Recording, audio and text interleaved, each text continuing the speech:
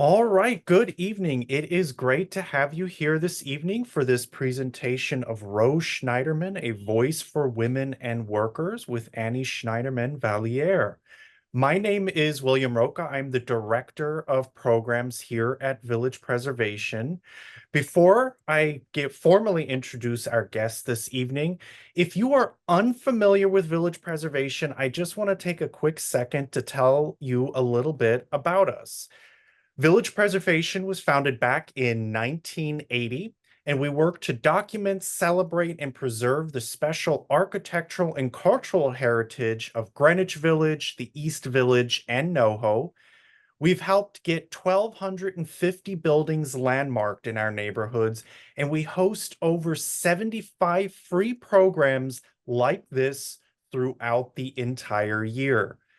And we are a members-based organization, so your support is incredibly important. As a member, if you are interested in becoming a member, you can just scan that QR code.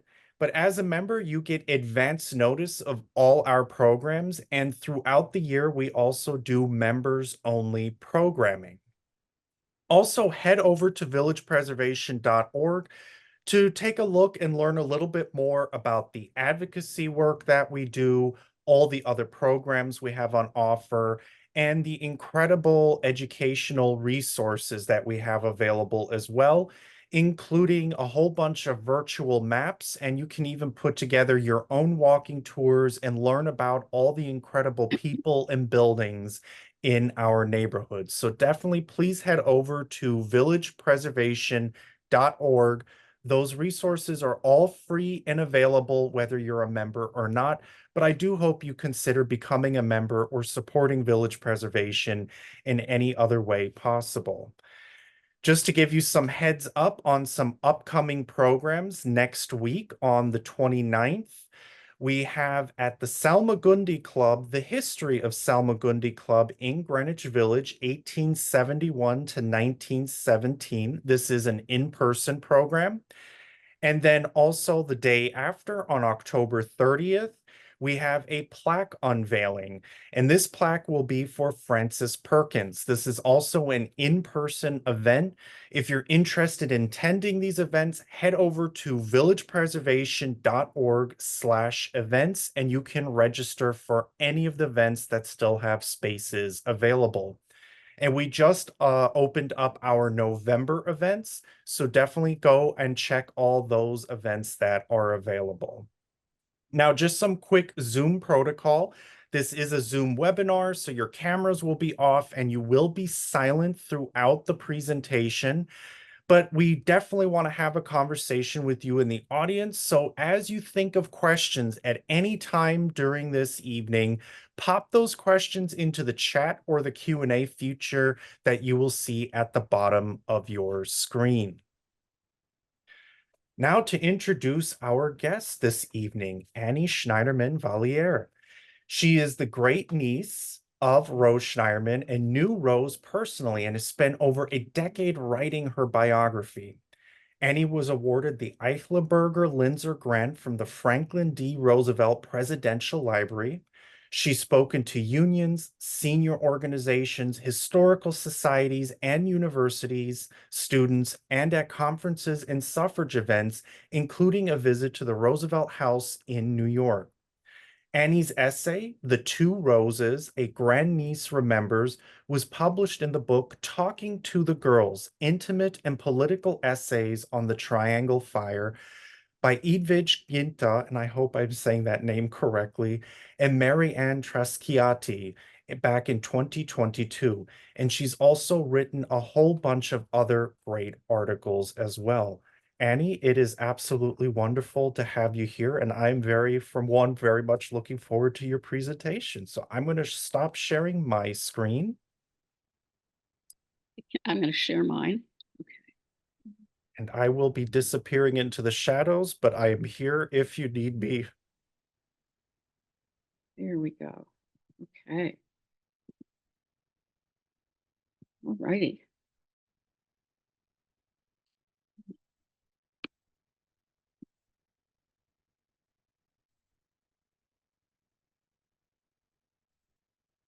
Okay, let me just let's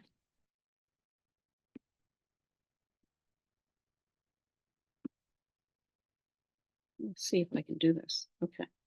Um, Trying to share the screen and okay. Thank you, William, Andrew, and the Village Preservation Society and all the guests. If you met my tiny aunt, Rose, never more than 4.5 feet tall, you wouldn't have imagined, as I didn't, that she would have impacted the country and perhaps the world as much as she did. I didn't know any of her story as a little girl. I did know she was formidable and intimidating, as well as adorable. For some of my fellow family members, she was not well liked, although she was loved. To our family who lived in D.C., Washington, we had no animus, just admiration. My dad, being a male, never got the criticism and monitoring that his sisters did. She was always, as she probably saw it, helping and guiding the girls to be independent and strong women. Rose was never great with kids, but she was an incredible union organizer and suffragist. I'm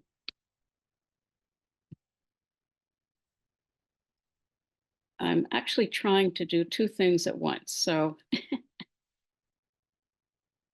I'm going to show this, and then I'm going to move and show.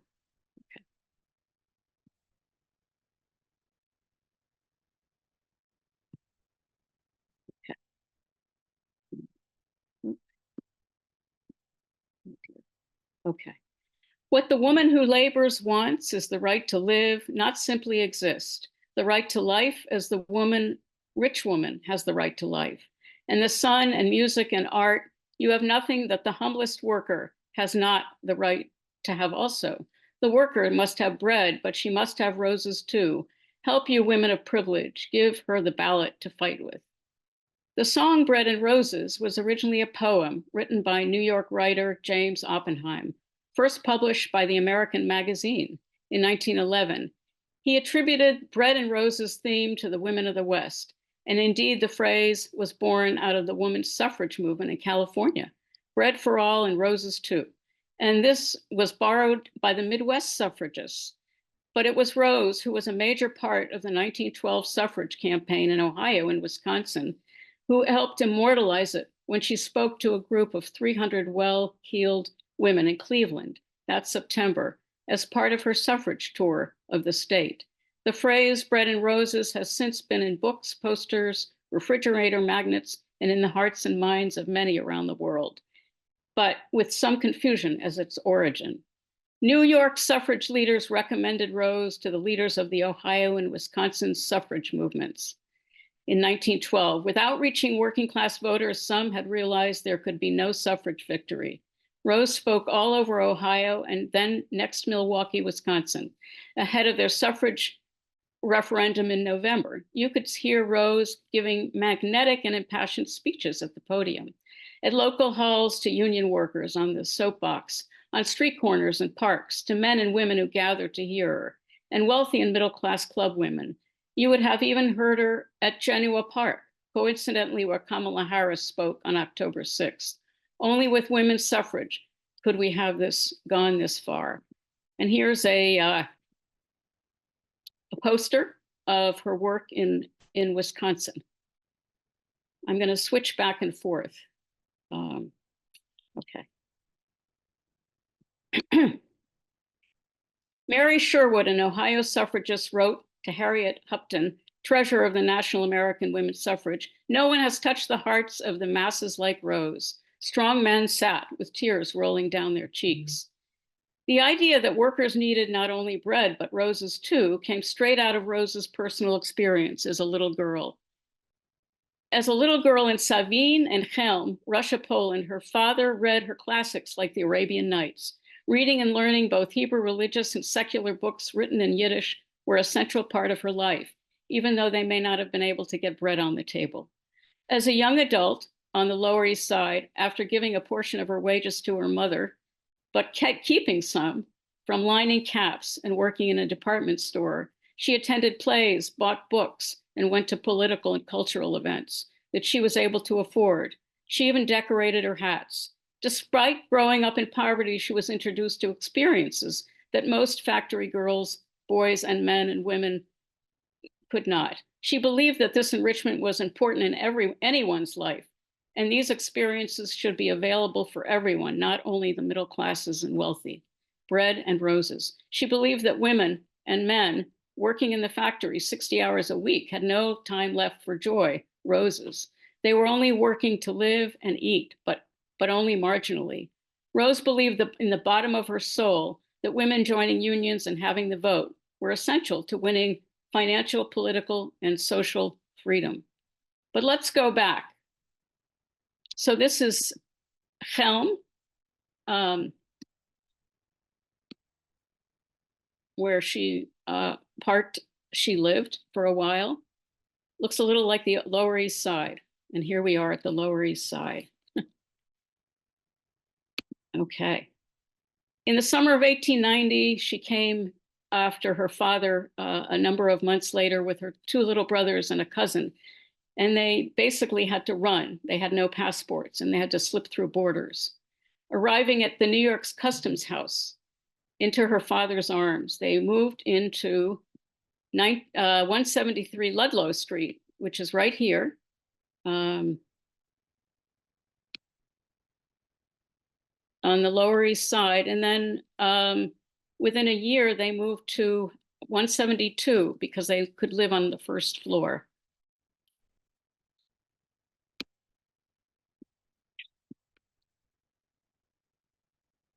They were poor, but managing. But the father died a couple years later and the family was destitute.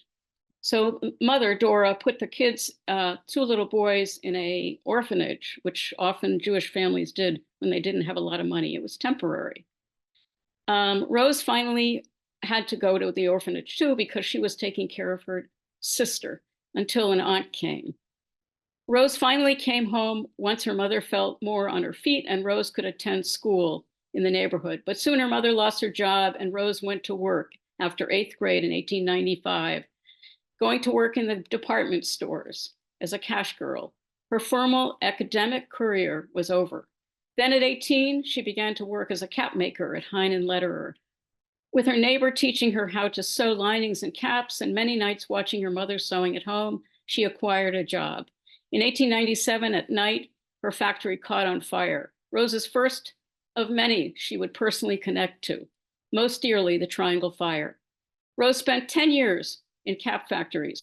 She knew the grind, the safety issues, poor sanitary conditions, sexual abuse by bosses, poor wages and long hours, but still she was not interested in unions and supported the scabs, as she put it. Until then they moved to Montreal to stay with relatives and see if they could make a go of it. Her mother was having a hard time in New York. They stayed for a year and came back to the Lower East Side. But one thing she got from there, besides seeing relatives, was meeting friends who taught her about socialism and unionism. And then she did not support the scabs. After her stay in Montreal and returning around 1901, she returned to the factory. And in 1903 began with her friend Betsy Brewitt, organized a first female local in the cap makers union and any union. Rose helped organize a strike that lasted 14 weeks and was victorious. She was then elected to the cap makers board, which were all men, and the New York Labor Council, which were all men, the first executive labor position, as far as I know, for a woman. Hey, Annie, sorry to Yeah, interrupt. I think I've yeah. resolved the issue with the Okay, that would be presentation, great. and I'll share the screen so you don't have to Okay, deal let with me going back stop and forth. that. 'Cause that's, yeah, not working so well. Yeah, okay. And are you able to see the presentation then? Yes, Okay. So just let me know when you need me to super. move it and I'll go ahead. Okay, super. In 1904, the year of this strike, Rose and her family moved to 5259 Second Avenue, the East Village. So she lived in the village and the Lower East Side, among other places later on. They moved from house to house until they got to the East Village when they were able to make a little bit more money. And this was a step up. Next, Rose at her sewing machine. The next one. So Rose believed in suffrage pretty early on. I think I was born a suffragist, but if I hadn't been, I'm sure the working girls in New York would have made me one. And then she said in a newspaper article, in 1904, a strike broke out in my shop. 14 weeks, men and women were clubbed alike, and soon afterward, I became interested in women's suffrage and have been working for the cause ever since. Man must recognize women's right to vote. She should certainly have it. Along with women like Dr. Anna Shaw, Carrie Chapman Catt, Harriet Stanton Blatch, Inez Milholland Boissevain, Jane Addams, and others, Rose was a vital member of the second wave of suffragists. Rose spoke, organized, and litigated for the suffrage vote, and was one of the most influential individuals who helped make the New York suffrage vote a partial victory in 1917. On the evening of April 4th, 1907, the Equality League of Self-Supporting Women, of which Rose was one of the 3 founding members, along with Harriet Stanton Blatch, president, and Leonora O'Reilly, held their first meeting at the Great Hall of Cooper Union. Rose spoke along with Harriet, Elizabeth Cady Stanton, Charlotte Perkins Gilman, and Reverend Garland Spencer, and Rabbi Weiss. But it was Rose's presence and words that stood out to the reporter. The latter, Rose, is reported as being a little auburn-capped haired girl who astonished everyone with her eloquence. She was obliged to return to the front of the stage after speaking and bow her acknowledgments in answer to the wild applause of the 1100. And she said in an article right after that, women's inequality is a myth. She is as strong, just as sensible, just as capable as man. She is willing to be on the same basis of responsibility and liability to the law as man. She suffers the same punishments and penalties. She wants the same privileges. Next. So this is a factory girls convention, the first of its kind. In July 1907, the Women's Trade Union League organized this in New York, Chicago, and Boston. They drew people from Connecticut, New Jersey, and New York. The desire was to mobilize working women as they had done men. Rose said at this event, it is the belief of the trade union women that the time has come when working women must be enfranchised and so secure political power to shape their own labor conditions. Following was Harriet Stanton Blatch, who said, it's the factory girls and not the members of women's clubs who are going to get the suffrage. Who but these women are to profit so greatly by it? And who but these know better what it means? Blatch realized that it was the working woman who was going to get the working man's vote. And without his vote, suffrage would never win. This is why she joined the National Women's Trade Union League. The league, for which Rose at the time was the Lower East Side organizer and soon to become president, was focused on helping women workers, bringing them to unions. It was Blatch who had the money and organization history to bring the working woman to an organization and set up to go to voters, specifically working people. However, it wasn't always the case that Blatch appreciated these women. She appreciated them, but she looked down on them sometimes. Already well known as a labor leader, Rose saw the suffrage vote as necessary for women to gain labor rights, safety, equitable wages, and labor legislation. She believed the vote was essential for working women and all women. So when Harriet joined the Women's Trade Union League, they were ripe. She and Clara Lemlich and Leonora O'Reilly and other stalwart suffragists and other league members were ready to go. In October of 1907, Rose spoke at a 39th annual convention of the New York Women Suffrage Association in Geneva to an elegant crowd with Leonora and Harriet. In between the more elegant events, Rose would be seen in New York and on the street corners, soapboxes in parks and union halls, as well as speaking to young women workers who came to the Women's Trade Union League to learn about unions. In March of the following year, Rose speaks again, as often was the case, the only working suffragist, at a tea held at the Progressive Women's Suffrage Union at the Van Dyke Studio in New York. In her contrasting simple clothing of a shirt waist and a plain skirt, She spoke to an elaborately dressed upper-class women. And she said, giving women the ballot was not a question of sentiment, but right. The good woman, she is not the woman who stays at home and tends the babies and knows nothing of what is going on outside. I call that merely a passive woman. A good woman is one who works as part of the whole and tries to make whole better.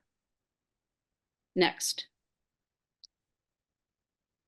So this introduces us to suffrage at Vassar. On Monday, June 8th, Rose came up from the city, joining Inez Milholland, then a suffrage activist, and Vassar student, Harriet, Charlotte Perkins Gilman, and others, to speak on the Vassar College campus in Poughkeepsie, or so she thought.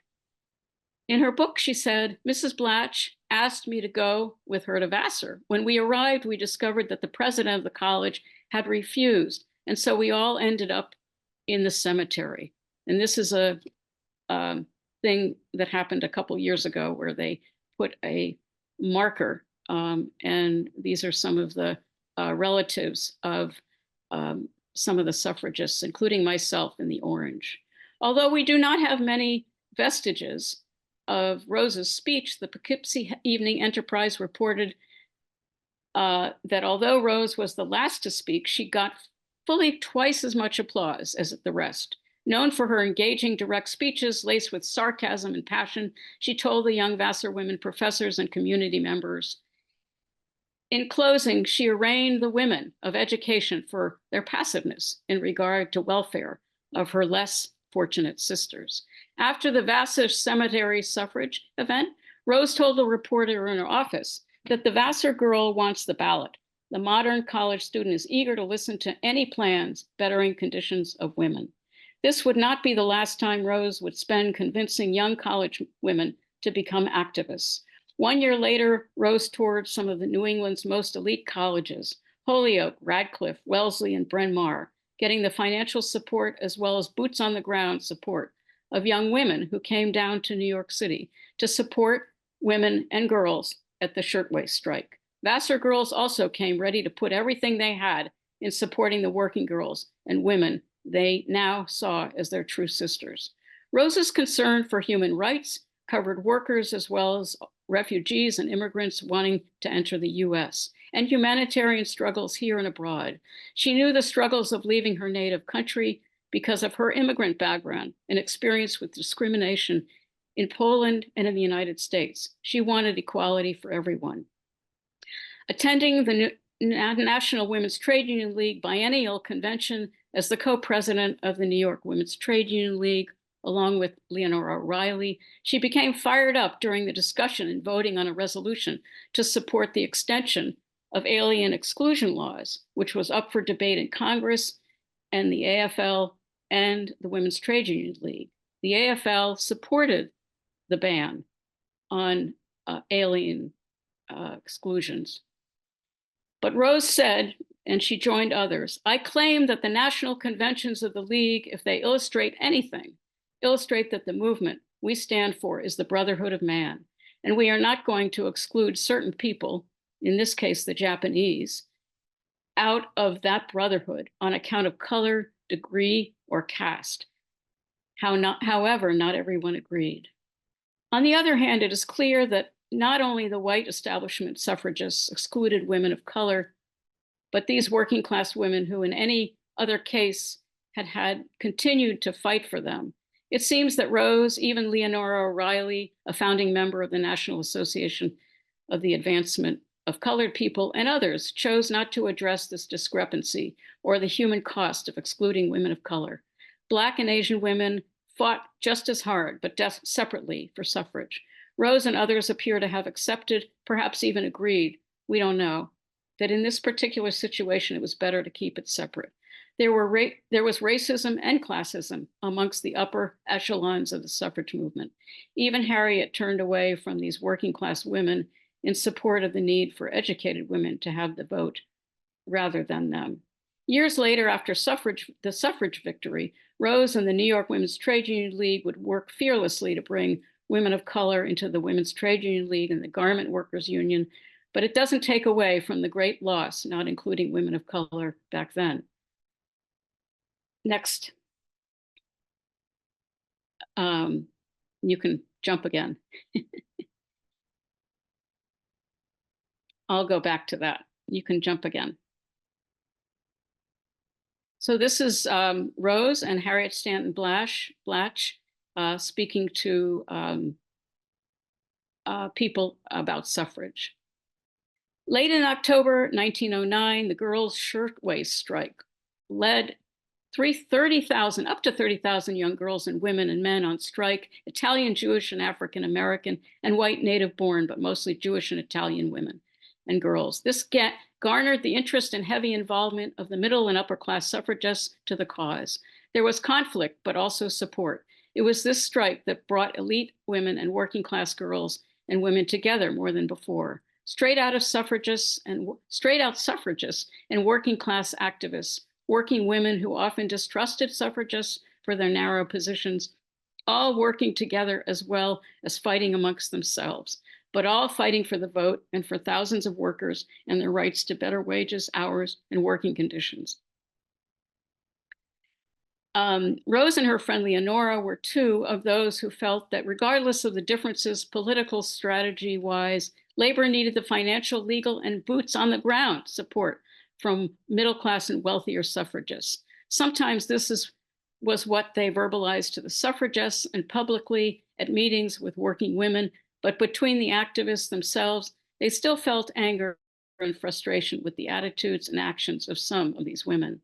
In an article, Harriet Stanton Blatch said, and this was something that was the kind of thing that would have bothered Rose and the other working class suffragists.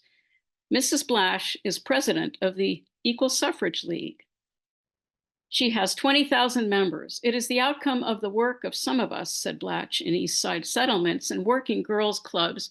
Questions of citizenship were first discussed, and suffrage followed logically after. The women have developed amazingly along the line in the last 3 years. At first, they did not know what it was, the suffrage word. 3 of them are especially influential in this way. They were, of course, accustomed to speaking to coworkers on trade union and labor questions. And now Ms. Schneiderman and Ms. O'Reilly are some of our best speakers. As I mentioned earlier, of course, the Lower East Side seasoned activists had known that what suffrage was before Harriet came to the Women's Trade Union League. Now, in 1911, Rose spent a portion of her time on the suffrage battle and another portion on the day-to-day struggle of working women and organizing them into unions. Just months before Rose led the Triangle first shirtwaist workers out on strike, less than a year before, and then the fire on March 25th, the Triangle Fire, killing 146 women and girls and men. Rose marched in the funeral for 146 workers, spent hours leading Red Cross workers to the homes of grieving family members and speaking at memorial events. And then on April 3rd, she spoke at the Opera House, a speech to always remember, and it has always been remembered. I could never write a speech, she said, that amounted to anything, but once I got on stage, the words poured out of me, and I'm grateful for the New York Times. I would be a traitor to these poor burned bodies if I came here to talk good fellowship. This is not the first time girls have been burned in the city. Every week I must learn of the untimely death of one of my sisters. I can't talk fellowship to you who are gathered here. Too much blood has been spilled. I know from my experience it is up to the working people to save themselves. After the fire, Rose and her fellow working class labor activists abandoned the Suffrage League for self-supporting women, and they started the Wage Earners League. On March 20th, 1912, the Wage Earners League and the Collegiate Suffrage League held a joint rally at the well-used Cooper Union. The event was unique. College women were ushers, and working women were the guests, and working women spoke. In response to a senator who recently said, "Get women into the arena of politics with its alliances and distressing contents, the delicacy is gone, the charm is gone, and you emasculize women." But Rose said, "Can it be that our senators do not realize that we have women working in every trade but 9? We have women working in the foundries, stripped to the waist, if you please, because of the heat. Yet the senator says nothing about these women losing their charm.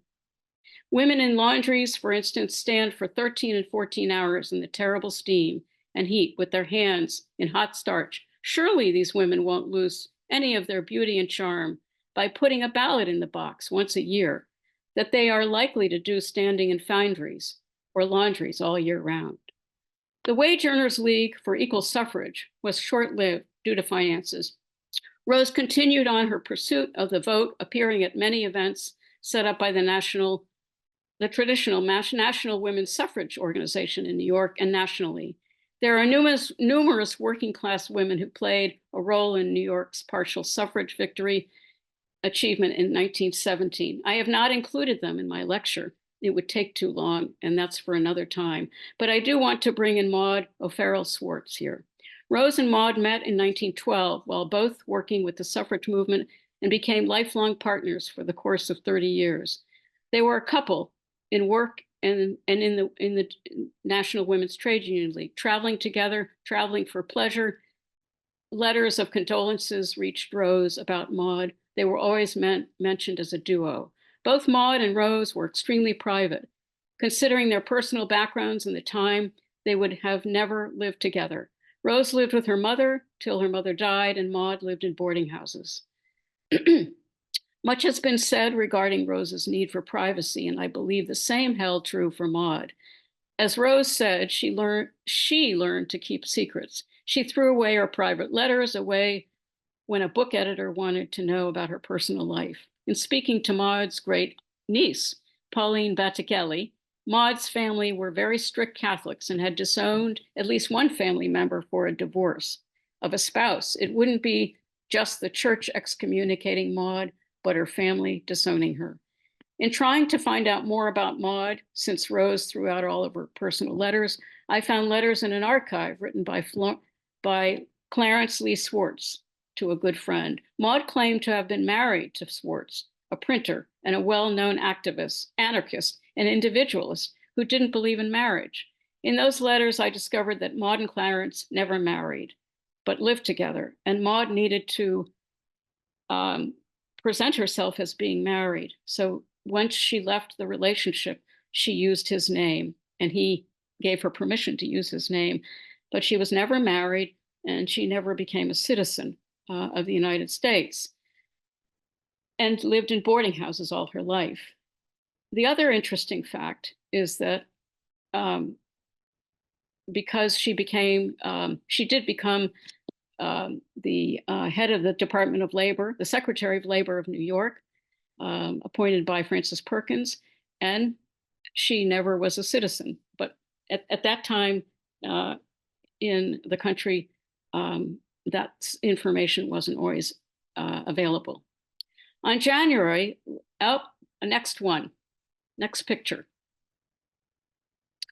This is another suffrage picture of Rose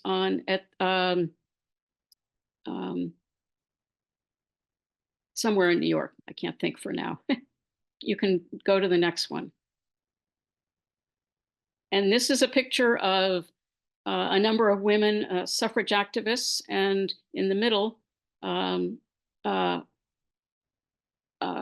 is Rose's sister, who wasn't a member of the Women's Trade Union League, but came and did various actions with suffrage.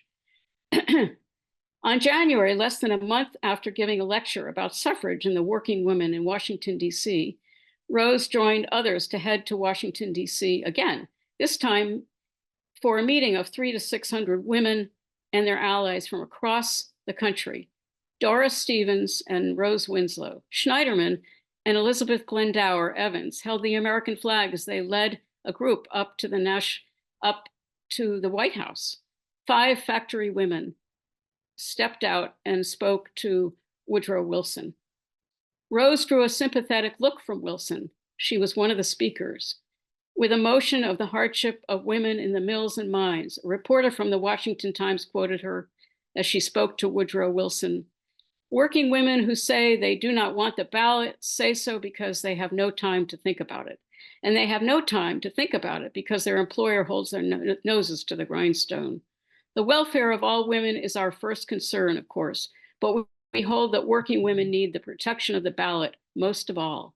One of these things is the ballot, because women will never receive her due economic consideration until she does have the vote. We suffer side by side with men in constant fear of losing our jobs.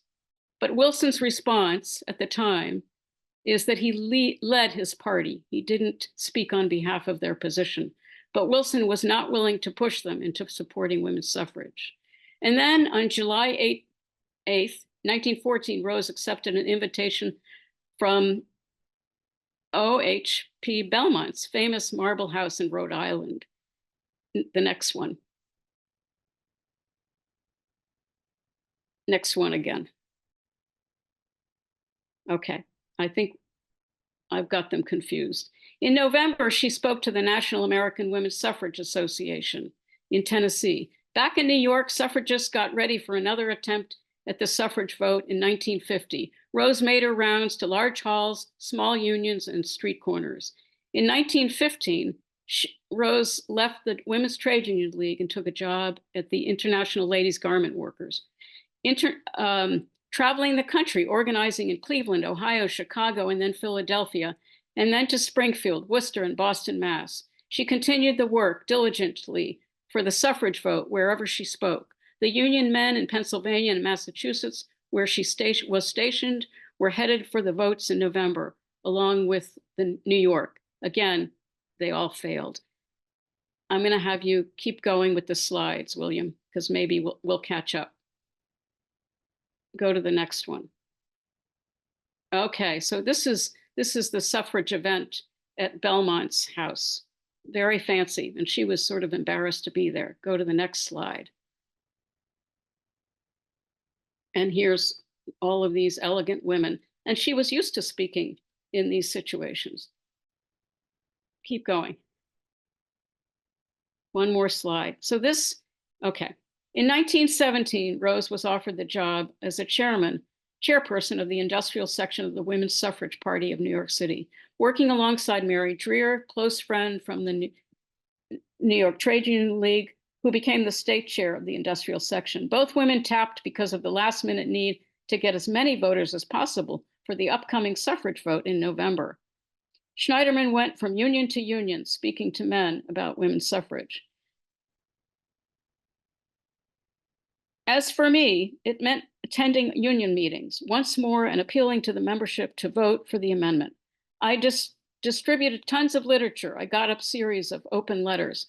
The first of these open letters, no taxation without representation. Another letter told of working women's need of the vote. In her memoir, she talked about the night before the election, Monday, November 5th. If you were on the Brooklyn Bridge the night before, you would have seen Rose. She said, I distributed what seemed to me millions of circulars at Brooklyn Bridge and other places to people going home from work. The next morning, with several friends, we undertook to man 3 election districts.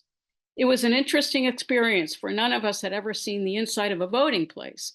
It was a great day as the amendment won, 1917.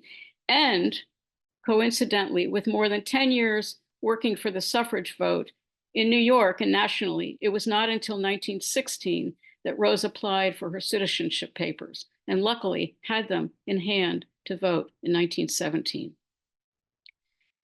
This is a picture of an international conference of working women right after World War I. A number of women went over to Europe for a peace conference, and they established a working women's conference. From 1919 on, Rose worked with women around the world to codify equal justice in work and treatment and rights of women. First, Rose and her newfound friend, the Minister of Labor for England, Margaret Bonfield, at the Peace Conference in 1919, helped to establish an international women's labor event, which held its first official meeting in the summer in Washington, D.C. It was here that Rose also met Eleanor Roosevelt. It would be 4 years later that the two would begin a long friendship, forever influencing Rose's life and the course of Eleanor's husband Franklin's future decisions about labor and justice for workers. The International Conference of Working Women was born. Next photo. 1919, And then in 1923, a group went to another working women's conference. And the little person in the middle, the short one, is my Aunt Rose. Rose's record with women of color took hold around 1919 as well. These were the years of the great migration of Black women and men moving north for a better life. Rose did not only espouse her desire to bring Black women into unions, she lived it. From her early controversial recommendation that the Women's Trade Union League vote against the Asian Exclusion Act, through her work with laundry workers up through the 1930s. In 1925, Schneiderman was asked by Frank Crossway, socialist and labor activist, and A. Philip Randolph of the Sleeping Car Porters to join the board of the Committee for Organizing Negro Workers. Rose went around to Black community organizations speaking about women workers and unionization, working alongside of Elise McDougald Eyre and Maida Springer Kemp. She helped Black laundry workers, and when she was on the National Recovery Labor Advisory Board, headed to Puerto Rico to work with women workers, she was met at the boat by a group of Black laundry workers as she departed. This was in the 30s. Rose was a compassionate and ethical strategist through and through. She understood the importance of cultural, racial, and ethnic differences and commonalities. But as Jeanette Gale noted to me, a professor from Hobart and William, Rose said, and we don't know the context, the colored girl is not acceptable for factory work as the white girl, foreigner, native born, since the colored girl comes from an agricultural environment and white, foreign, come from sweatshops. Out of context, this sentiment does not line up with her work with Black organizations and the many women she brought into the created a union with. One source claims that Rose was explaining why factories would not hire Black women due to their discriminatory practices. But if this is what Rose believed, it was part of a reflection of the times. It reminds us that even those who do good have prejudices as well. It calls for more investigation for my part. Immediately after the victory of the 19th Amendment, there was a rift in the women's movement. The Women's Suffrage Party began working on their next step, getting equal rights for women as they saw it, but not as many of the industrial feminists agreed. Rose and the Women's Trade Union League, including Eleanor Roosevelt, Frances Perkins, Pauline Newman, and others, were against the ERA. The Women's Trade Union League had worked for years to get legislation for women, much of it protective legislation. The 8-hour day, equal pay for work, and moving towards the 40-hour week, but also protective. Rose never gave up. I will let Rose speak for herself to explain. At a hearing at the Senate, Rose spoke. She lobbied the Senate against the ERA. The Women's Trade Union League is opposed to this amendment for several reasons. First of all, we do not believe it will bring about equality, as proponents claim it will. It would nullify labor laws for women, and this would mean unregulated and destructive competition. The laws that fix these standards help to bring about equality. Most of the laws regulate hours of work. I say to you that to pass this amendment will work untold misery and hardship on the women who necessarily have to work in the industries and stores. There is much more real equality now than when we started, 70 hours a week and $2. Her efforts to help Jews escape a Nazi-ridden Europe during the 1930s got the attention of Nobel laureate, humanitarian, and founder of the International Resource Rescue Committee, Albert Einstein. As a member of a collective of prominent women's organizations, she lobbied Congress and FDR for the United States to enter World War II. She was a member of the Women's Division of the Fight for Freedom. Rose insisted on international cooperation and argued for refugees to come to the US from Eastern Europe.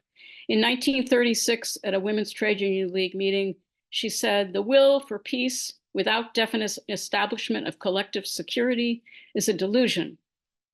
In the establishment of collective security, the United States must play a courageous and definite part. Isolation will not save us from the next war. On the other hand, our cooperation with the nations of Europe may save us." She served as advisor to her friends Eleanor and Franklin, molding their thinking and efforts in support of labor and better working conditions for people. Frances Perkins, a friend of Rose's, took the concerns and longtime efforts of people like Rose and put them into the fabric of our country. A subcommission on the status of women that was set up under the Economic and Social Council of the United Nations met in 1946. Other subcommissions included International Bill of Rights, the protection of minorities, and the prevention of discrimination against sex, race, religion. Later that year, as the president of the Women's Trade Union League, she was the only woman who attended. The reporter said what Rose said. She urged a Bill of Rights with teeth in it, which would include such rights for women as the right to work at profitable employment, equal pay, right to education, right to bargain collectively, right to vote. Rose said, the workers of any one nation can make or maintain their gains only if the women all over the world have their rights under an international Bill of Rights. My great aunt was tiny, but had great influence on the course of labor relations and laws, the suffrage victories in a number of states, including New York, as well as nationally. She also had influence on the international women's voice around peace, war, industrial justice, and women's rights. Whether she always had a hand in all of these efforts, she shared her voice and never did she mince words, even when it came to our family, I would say. So keep going with the pictures. And so this is our immediate, or our family. And Rose is the second from the right. I don't know how you see it. She's the little one with the black dress. And the next picture is the last picture. And that's my dad and Rose. Thank you very much. I had a song to sing, but I don't think I have much time. So. No, by all means, please go right ahead. Okay, so this is the song Bread and Roses, which I like to end my talks with. As we come marching, marching in the beauty of the day, a million darkened kitchens, 1,000 mill lofts gray are touched with all the radiance that a sudden sun discloses. For the people hear us singing bread and roses, bread and roses, as we come marching, marching, unnumbered women dead go crying through our singing their ancient call for bread. Small art and love and beauty, their drudging spirits knew. Yes, it is bread we fight for, and we fight for roses too. As we come marching, marching, we battle too for men, for they are women's equals, and we march with them again. Small art and love and beauty, their drudging spirits knew. Yes, it is bread we fight for, but we fight for roses too. As we come marching, marching, we bring the greater day. The rising of the women means the rising of us all. No more the drudge and idler, 10 that toil as one reposes, but the sharing of life's glories, bread and roses, bread and roses. Thank you very much. Thank you for having me. That was wonderful. Thank you, Annie, so much. So folks, if you have questions, please go ahead, pop those into the chat or the Q&A button that you see at the bottom of your screen. But I'll go ahead and ask some of my questions. Just from your presentation there, Rose had this incredible life and all that work that she did. Is there something that sticks out in your mind, something that just like is like an anchor to kind of sum up her life, the type of person that she was, her legacy? Um, I I believe she was very focused on women's rights, even though she was against the Equal Rights Amendment at the time. That made sense to her and those folks. And she strove to help uh, many, many people, not just women, but reached out in other ways to other groups. Um, and I think she's a role model with her faults um, for women and all of us, and makes me think about the upcoming vote coming up too. And actually, that's a great segue into another question is being having to be such a tenacious person in a time that we kind of take for granted how difficult it was to accomplish the things that she had to set out to do back then. What are some of the takeaways that folks who still work on some of these very issues, even to this day, can learn from Rose? I think one of them is not to give up and to have hope. Um, and she did not give up. She kept. I mean, she worked very hard, even at things that people would necessarily agree with. She worked diligently. She worked diligently to get African American women into unions. She worked diligently for the suffrage vote. Whatever she did, she worked very hard. And I think that we can't all do her whole life was focused around this. Most of us, we don't focus our whole life, but whatever we do in a small way to work hard at it and invest in it for people around us. And and having actually met her and got to know her somewhat, what are some of the strongest memories that you have of her? Thank you very much. It one little memory is she arrived in Washington to visit us and uh, decked out in a big coat because she was so tiny. And she was a day early. So we had to run to the train station to get her. But she, you know, didn't remember what day it was to come. Um, I just remember her as being kind of soft as an older person would, and tiny.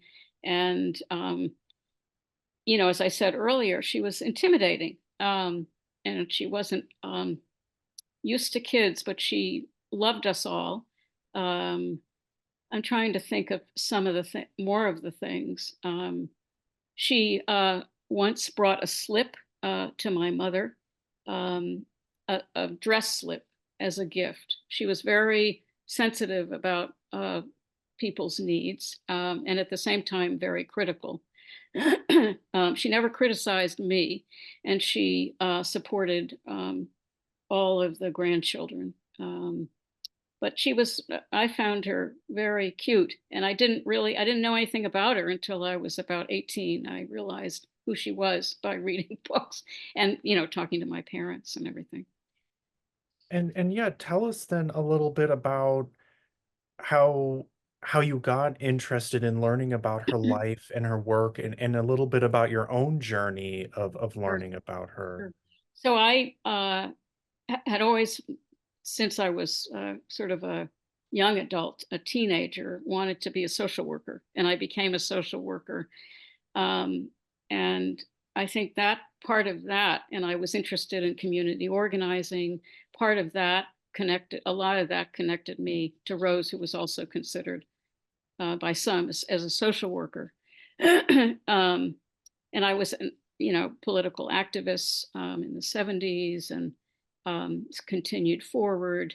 Um, and I started to realize, I think after college, that I really wanted to write about her. I didn't really start, until later when I had a daughter myself, and I had stepdaughters, and I realized the importance for the community, and I really the book I'm writing is for the general public. I'm not a scholar, um, and I want it to be for the general public because I realize that people don't necessarily know much about her, if at all.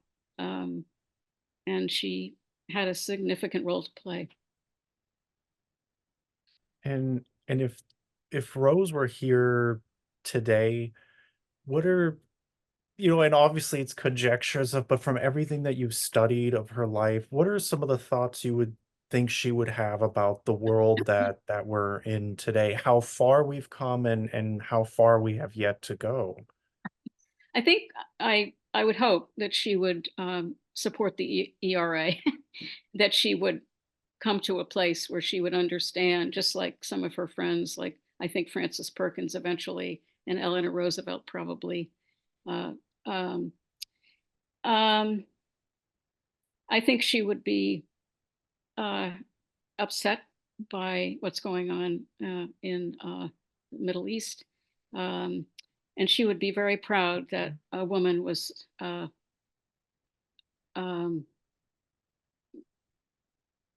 running for president. Um, and I think she would be excited by all the union activity. Um, and I think that it would be hard for her also to see how things have backtracked with some labor things that have gone on in different states. Um, Sort of a blend. And kind of like a final question, a final wrap up.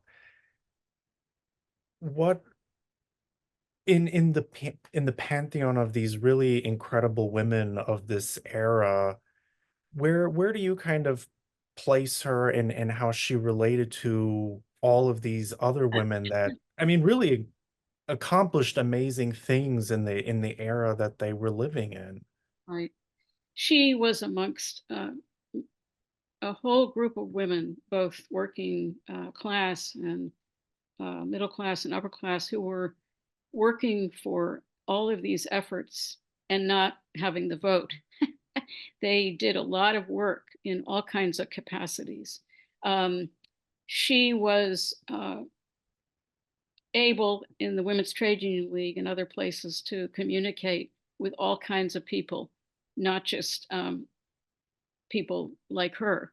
And she learned how to kind of get around. Sometimes uh, the the far left, uh, would see her as a liberal later on, and the right would see her as a left wing. So she had a lot of issues with the government and people accusing her of being a communist and things like that.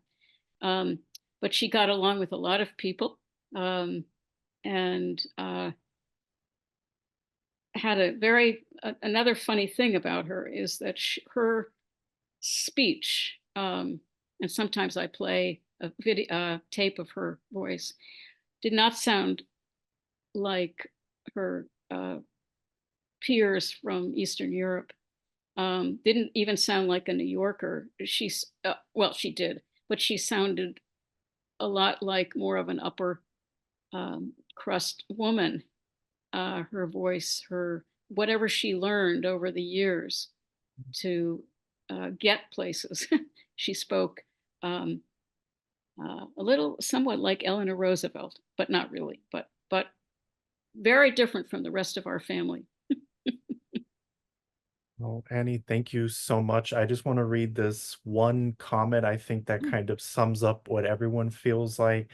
Very interesting. So many women sort of lost in history. So thanks for bringing her to our attention. And there's a lot of great comments here. You're praising your singing and for helping us learn so much more about all the important life and legacy of Rose.